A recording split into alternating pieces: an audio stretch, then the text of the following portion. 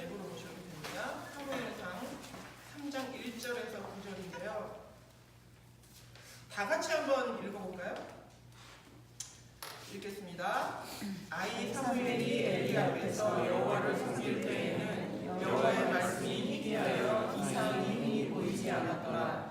엘리의 눈이 점점 어두워가서 잘 보지 못하는 그때에 그가 자기 채소에 누웠고 하나님의 등불은 아직 꺼지지 아니하였으며 사무엘은 하나님의 궤에 있는 여호와의 전안에 누웠더니 여호와께서 사무엘을 부르시니라. 그가 대답하여 내가 여기 있나이다 하고 엘리에게로 달려가서 이르되 당신이 나를 부르셨기로 내가 여기 있나이다 하니 그가 이르되 나는 부르지 아니하였으니 다시 오라 하는지라. 그가 가서 오더니 여호와께서 다시 사무엘을 부르시는지라. 사무엘이 일어나 엘리에게로 가서 이르되 당신이 나를 부르셨기로 내가 여기 있나이다 하니 그가 대답하되 내 아들아 내가 부르지 아니하였으니 다시 누가 하느라. 사무엘이 아직 여호와를 알지 못하고 여호와의 말씀도 아직 그에게 나타나지 아니하니라. 여호와께서 세 번째 사무엘을 부르시는지라. 그가 일어나 엘리에게로 가서 이르되 당신이 나를 부르셨기로 내가 여기 있나이다 하니 엘리가 여호와께서 이 아이를 부르신 줄 깨닫고 엘리가 사무엘에게 이르되 가서 누웠다가 그가 너를 부르시거든 내가 말하기를 여호와여 말씀하소서 주의 종이 듣겠나이다 하니 이에 사무엘이 가서 자기 처소에 누우니라. 아멘.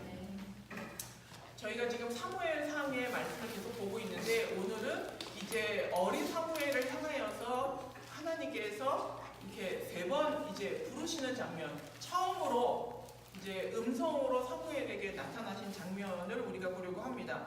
오늘 이제 이 사무엘의 성장이 얼마나 아름답고 멋지게 되고 있는지를 볼 수가 있는데 우리가 읽었던 그 구절 앞쪽에 2장에 보면 이렇게 되어 있습니다. 2장 11절에 그 아이는 제사장 엘리 앞에서 여호와를 섬기니라.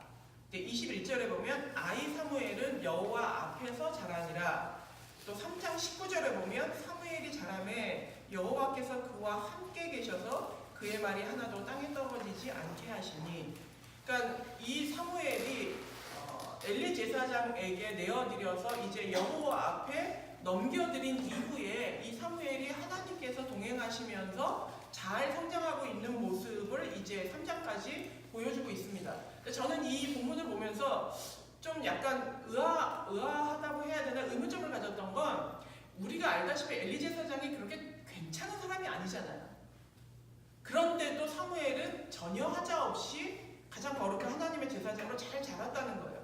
어찌 보면 요즘 뭐 저도 마찬가지지만 뭐 내가 무언가를 배우려고 할 때나 또 내 자식을 누군가에게 맡기려고 할 때 우리 마음에는 항상 최고의 사람에게 맡겨야 최고로 성장한다고 생각하는데 정말 이 시대에 엉망이었던 엘리에게 맡겨졌음에도 불구하고 그 아이를 바치는 어머니의 중심에 따라 하나님이 그 아이와 함께 하니까 나쁜 것을 배우지 않고 하나님의 법도를 배워가는 사람이 됐다는 거예요. 그러니까 어찌 보면 나 스스로이든 나의 자녀이든 누구이든 상관없이 엘리트 코스로 가야만 내가 훌륭한 사람이 될 수 있다. 내가 좋은 교육을 받아야만, 좋은 스승을 만나야만 나는 반드시 좋은 사람이 될 수 있다라는 전제, 좋은 목사 밑에 있어야만 나는 좋은 신앙을 가질 수 있다라는 전제도 어찌 보면 성경적이지는 않다는 거야. 그 바쳤던 어머니의 중심과 이 아이의 중심이 온전할 때 내 상황과 여건이 어떠하든 상관없이 하나님은 나를 완벽하게 온전하게 인도하실 수 있는 분이라는 거죠. 그 믿음이 우리에게 필요하다는 생각이 오늘 이 말씀을 읽으면서 들었습니다. 오늘 이 본문 읽었던 내용에서 우리가 염두에 둘 것, 또 기억해야 될 것은 뭐냐 하면 1절에 보면 이제 사무엘이 엘리 앞에서 여호와를 섬길 때 그 시대에 이제 여호와의 말씀이 너무나 희귀해서 그러니까 들려지지 않았다는 거예요. 하나님이 이제 이스라엘에게 말씀하지 않는 상황이 될 만큼 그들이 죄가 관영하고 하나님하고 단절되어 있는 이제 이런 상황에 있다는 거예요. 그럴 때에 뭐라고 되어 있냐면 여호와의 말씀이 희귀하여 이상이 흔히 보이지 않더라. 그러니까 말씀과 이상이라고 하는 두 가지를 얘기하고 있는데 이 두 가지가 뭐냐 하면 하나님이 선택해서 그 이스라엘에 메시지를 주었던 그 매개체가 선지자잖아요. 그 선지자가 가져야 되는 두 개의 축이에요. 말씀과 환상, 말씀과 이상. 그러니까 하나님의 말씀을 듣고 하나님이 보여주는 것을 보고 그것을 가지고 이제 중간에서 소통을 하는 거죠. 하나님과 이 백성들 사이에 통로의 역할을 했는데 이제 여호와의 말씀과 이상을 엘리가 봤어야 했는데 엘리가 그걸 보지 못하니까 그것이 단절된 상황 속에 있더라 라고 이야기를 하고 있다는 거예요. 그래서 이제 이 두 가지가 사무엘에게 존재한다는 건 이제 내가 너를 다시 이 시대에 하나님과의 소통의 통로의 역할로 너희를 보냈다. 그러니까 사무엘을 보냈다라고 하는 메시지가 될 수 있다는 거죠. 그러면서 이제 3절에 여호와의 등불이 아직 꺼지지 않았다. 여호와의 등불은 아직 꺼지지 않았으며 사무엘은 여호와의 궤에 있는 여호와의 정 안에 있었다. 이 말이 굉장히 상징적인 의미를 갖는 거예요. 우리가 읽어본 본문에도 나와 있지만 엘리는 자기의 처소에서 잤어요. 사무엘은 여호와의 궤 앞에서, 여호와의 정 안에서 자기의 처소에서 잔 것이 아니라 하나님 앞에서 잤다는 거예요. 그리고 여호와의 등불이 아직 꺼지지 않았다는 거예요. 사실 성전에 있는 여호와의 등불은 원래 꺼지지 않아요. 그걸 꺼뜨리지 않아요. 그럼에도 불구하고 이 구절을 넣었다는 건 하나님이 말씀과 이상이 단절된 상황이지만 그럼에도 불구하고 나는 너희를 여전히 지키고 있다라고 하는 의미로 이 말씀이 기록되어 있다고 볼 수 있다는 겁니다. 오늘 읽었던 이 말씀을 제가 한번 이 엘리의 입장과 사무엘의 입장에서 한번 살펴보려고 해요. 엘리는 악하지는 않았어요. 그 홈리와 비드 아들처럼 막 나쁜 짓을 하고 악인이라고 할 수는 없어요. 그런데 나태했어요. 그러니까 하나님의 말씀과 이상의 단절됨이 꼭 악한 자들에게만 단절되는 것이 아니라 나태한 자들에게도 똑같이 하나님과의 단절이 일어날 수 있다는 메시지가 우리에게 있다는 거예요. 우리는 신앙생활 하면서 아까도 우리 형제님 얘기를 했던 그 교회 사람들의 말도 안 되는 얘기. 그럼 저도 지금 죄를 져서 디스크가 온 거네요. 죄를 져서 아픈 거라며? 그러니까 당신이 먼저 회개해야 된다. 회개할 걸 찾아라. 그래야 병이 나을 거다. 라고 하는 것은 정말 저는 악한 메시지라고 생각해요.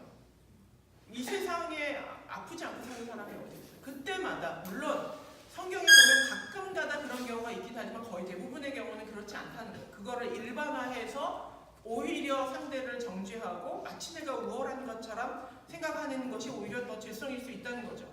그런 어떤 죄에 대한 홈리와 비느하스처럼 막 대단한 죄를 짓지는 않았지만 엘리가 가지고 있었던 또 한편의 어찌 보면 죄성이라고 할 수 있는 부분은 악하지는 않았지만 나태하였던 것. 하나님 앞에 막 범죄하진 않았지만 하나님 앞에 게을렀던 것. 내가 하나님 앞에 말씀을 보고 예배하고 기도하고 하나님은 이 일을 거의 100살까지 다다를 정도의 엘리의 98세까지의 그 하나님의 인내와 사랑과 기다림의 끝에 감사하게도 사무엘이 서 있는 거예요. 우리는 사실 기다림의 끝에 소망이 없어서 못 기다리는 거거든요. 얘가 변하겠어? 이래서 얘는 이 회사 그만두고 나가야지. 얘는 키울 수 없어. 혹은 부모님을 향해서 우리 부모님은 변하지 않아. 뭐가 됐던 우리의 기다림의 끝에는 소망이 없기 때문에 더 짜증스럽고 견디지 못한다는 생각을 하게 됩니다. 근데 놀랍게도 오늘 성경에서 이야기하는 엘리라고 하는 가문의 98년의 기다림의 끝에 사무엘이라고 하는 너무 멋진 대안이 서 있다는 거예요. 이 기다림은 이스라엘의 기다림일 수도 있고 하나님의 기다림일 수도 있고 하나님을 사랑하고 사모했던 온전한 지도자를 주세요라고 갈망했던 백성들의 기다림일 수도 있고 그 기다림의 끝에 대안으로 서 있는 게 사무엘이었다면 우리가 기다리고 있는 그 끝에도 그것이 탐욕의 기다림이나 내 욕심과 이기심의 기다림이 아니라면 믿음의 기다림이라면 그 믿음의 기다림의 끝에 사무엘과 같은 대안을 하나님이 우리에게 주실 수 있다는 것.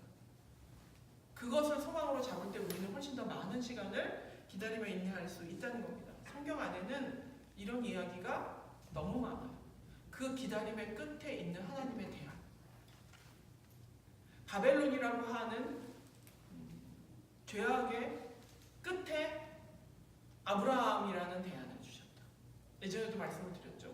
바벨론의 어떤 타락 때문에 언어가 갈라져서 온 지구에 사람이 흩어졌어요. 그러다 보니 바벨론의 죄악을 저질렀던 모든 사람이 지구를 덮어버렸어요. 그럼 지구가 죄로 오염이 된 거죠. 근데 그 11장의 끝에 아브라함의 족보가 시작이 돼요. 너는 복의 근원이 되고 그 복의 씨앗이 될 거라고. 그리고 하나님은 죄로 덮어진 이 지구에 아브라함이라고 하는 복으로 덮을 대안을 만들었다. 여러분의 인생에 대안이 있는 것 같으세요? 때로는 없다고 느껴질 때가 있어요. 야, 난 진짜 답 없어. 나는 대안이 없어. 근데 우리가 인내하고 기다리면 하나님은 반드시 좋은 대안을 주신다는 거예요. 선악과라고 하는 것을 따먹고 온 인류가 죽게 되었을 때에 하나님은 예수 그리스도라는 대안을 만들어 놓으셨죠. 그래서 창세기 3장에 이미 그걸 얘기하고 계세요. 근데 인간은 그걸 모를 뿐이에요. 우리는 지금 현장에 있기 때문에 내 삶에 대안이 있다는 것을 보지 못해요. 하나님이 인생을 그걸 못 보게 만들어 놓으셨어요. 알 수 없는 인생을 살아가게 하셨어요. 그런데 우리가 못 볼 뿐 하나님은 우리의 대안을 보고 계시더라고요. 저도 마찬가지로, 여러분도 마찬가지로, 그것이 어떤 질병이든 어떤 고난이든 어떤 경제적인 문제든 관계의 문제든 어떤 내 진로와 삶의 문제이건 내게 답이 보이지 않는 답이 없는 것이 아니라 내가 못 볼 뿐 하나님은 답을 가지고 계시다는 것, 그리고 그 답의 끝에 서 있는 것이 바로 사무엘과 같은 대안이라는 것. 그래서 이 사무엘을 통해서 하나님이 다시 말씀하고 다시 이상을 보여주고 다시 이스라엘 백성을 온전히 끌어가고 이스라엘 다스릴 수 있는 왕에게 기름 부을 수 있는 제사장을 하나님이 허락하신 것처럼 우리에게도 그런 일이 있다는 것을 믿고 소망을 가질 필요가 있다는 겁니다. 이 기다림에는 근데 약간 우리의 불만의 요소가 있어요. 악인의 오래살음이죠.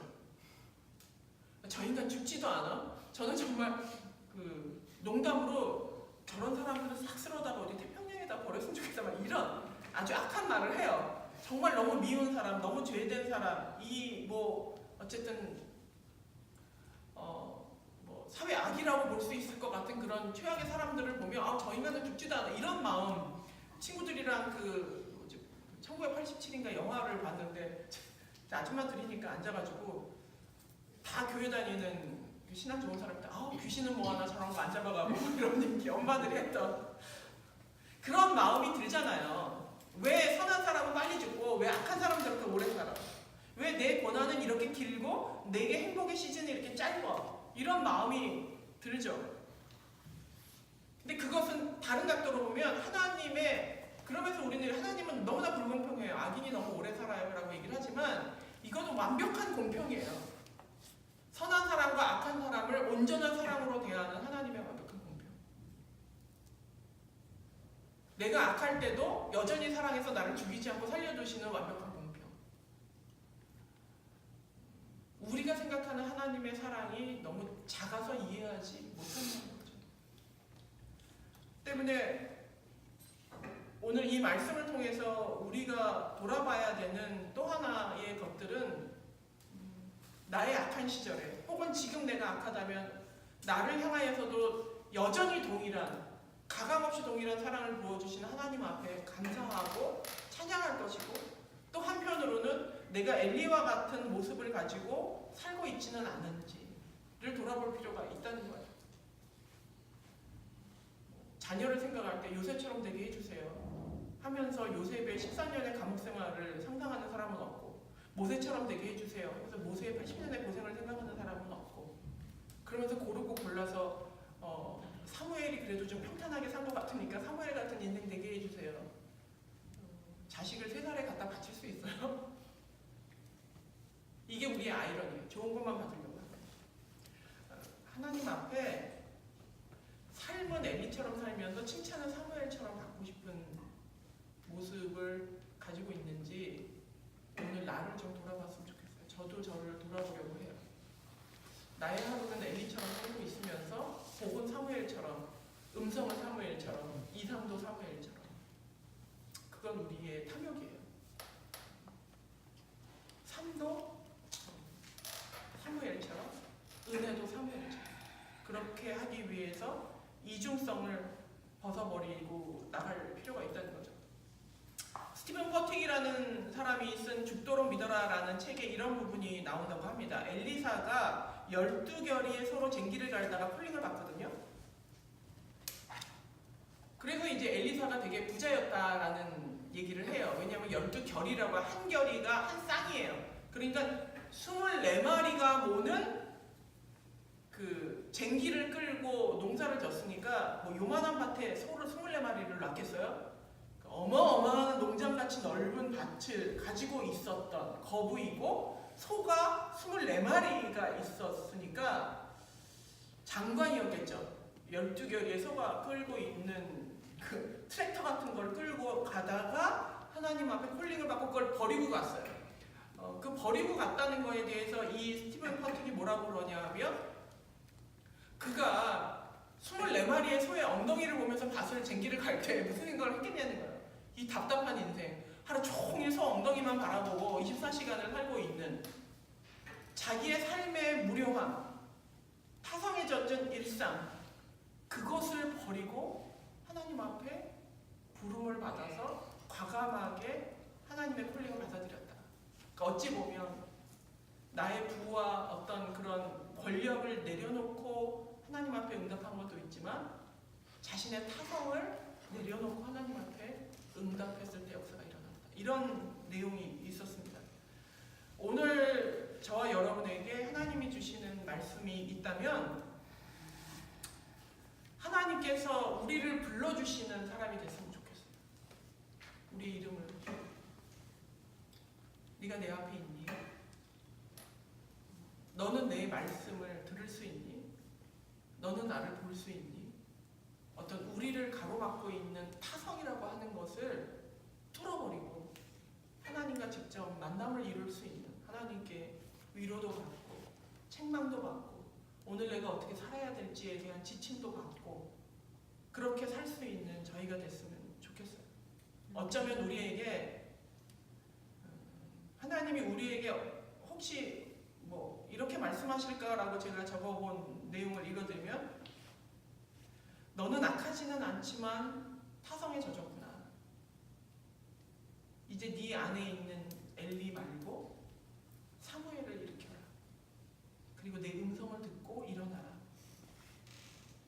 내 삶 가운데 엘리의 시대를 끝내고 너 스스로 사무엘의 시대를 열어봐라. 그래서 하나님과 동행하면서 어찌 보면 내 자체가 대안이 될 수 있는 삶. 내 안에 살아있는, 아직도 살아있는 엘리를 치우고 늘 소의 엉덩이만 바라보면서 쟁기질을 하며 한숨지었던 그 삶을 치워버리고 하나님 앞에 타성을 깨트려버리고 일어서는 우리가 됐으면 좋겠습니다. 기도하겠습니다. 하나님의 음성이 들리지 않는 것이 아니라 내가 듣지 못하는 것인 것을 알게 되었습니다.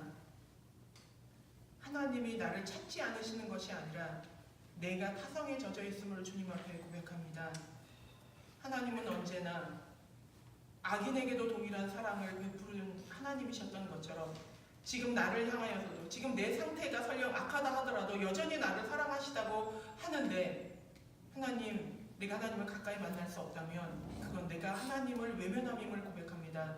주님 용서하여 주시옵소서. 타성에 젖어 있는 나를 뚫어버리게 하시고 내 안에 살아있는 엘리를 치워버리고 사무엘과 같은 시대를 다시 열 수 있도록 주님 은혜를 베풀어 주시옵소서. 이 시간 구합니다. 하나님 저에게 말씀하여 주시옵소서. 하나님 저에게 임재하여 주시옵소서. 하나님을 느끼게 하시고 하나님을 만지게 하시고 하나님을 보게 하여 주시옵소서. 내가 목사처럼, 내가 신학을 한 사람처럼, 내가 무슨 대단한 기도원 원장처럼 신령해서 하나님을 만지고 보는 것이 아니라 누구나 만지고 볼 수 있는 이 시대에 나의 타성이 그것을 하지 못하게 하였음을 고백합니다. 하나님 내 삶에서 엘리의 시대를 끝내버립니다. 그리고 사무엘의 시대를 엽니다. 말씀하시고 함께 하시고 만져지시고 보여지는 하나님으로 임재하여 주시옵소서. 감사드리며 모든 말씀 예수님의 이름으로 기도하였습니다. 아멘. 감사합니다.